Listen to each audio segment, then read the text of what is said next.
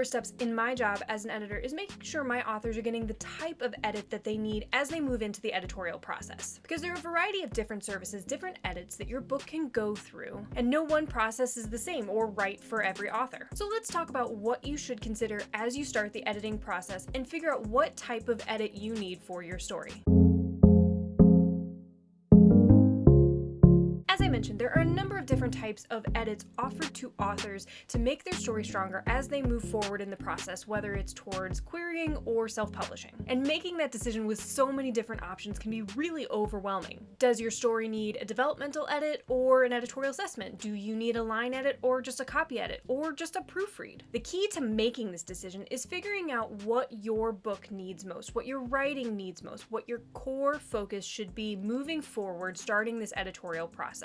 So if you're most worried about the story, so character development, plot holes, world building, story structure, then you'll want to focus on edits that are going to strengthen your story. So you're going to want to probably consider either a developmental edit or an editorial assessment. If you're worried more about your voice, your style, your writing, your craft, you're going to want to look into a line edit. This type of edit focuses more on the flow and style of your craft, looking at how you've written the novel on a line-by-line basis, and can help make your story shine by pushing your writing to the next level. But if you're really confident with your story and the writing, you just know you're horrible at knowing exactly where commas go, missing some spelling errors, and having dangling modifiers, then you probably just need a copy edit and or a proofread. So then once you've decided what that core focus is, what is the biggest need for your story, you then want to look forward to the depth of the type of edit that you need. And what do I mean by depth? So you'll notice as you start to research different editors that we offer different types of services, but also different packages as well. A different combination of services. And this is because every book needs something different, a different combination of edits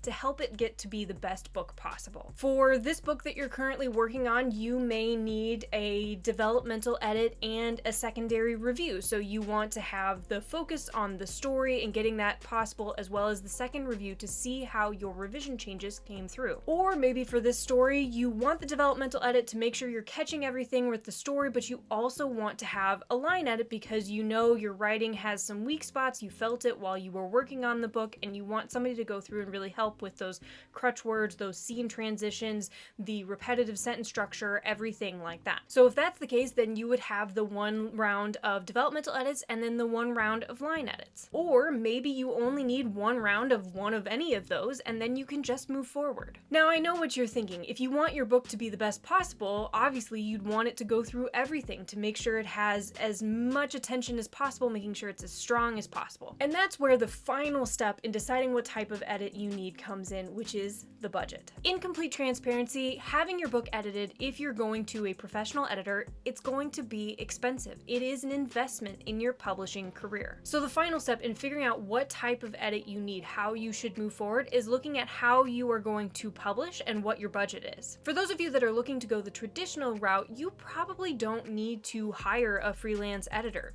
You certainly can. Some people do, either because they want to make sure their book is as strong as possible before they go out on query, or some people have reached out to me because they've gone out on query, they've received some feedback, and they want to have their book go through edits, make those aspects that were called out to them stronger before they go back out on query again. So for anyone in that type of situation, definitely talk it over with your editor, but you probably only need one round of either an editorial assessment, which is a light look at your story and characters and overall structure, or if you even need that, you might just need an outline review so that you can talk about that on sort of an abstract level, keeping the budget low and making sure you're moving forward on that traditional track, because you know down the line you're going to have your agent looking at it and eventually another editor looking at it. You're going to have a lot of sets of eyes, so you don't need to spend a whole ton of money and time right now making sure the book is perfect when you've got a long road ahead of you. Now on the other side of things are those of you that are looking to self-publish. I want to make sure it's clear,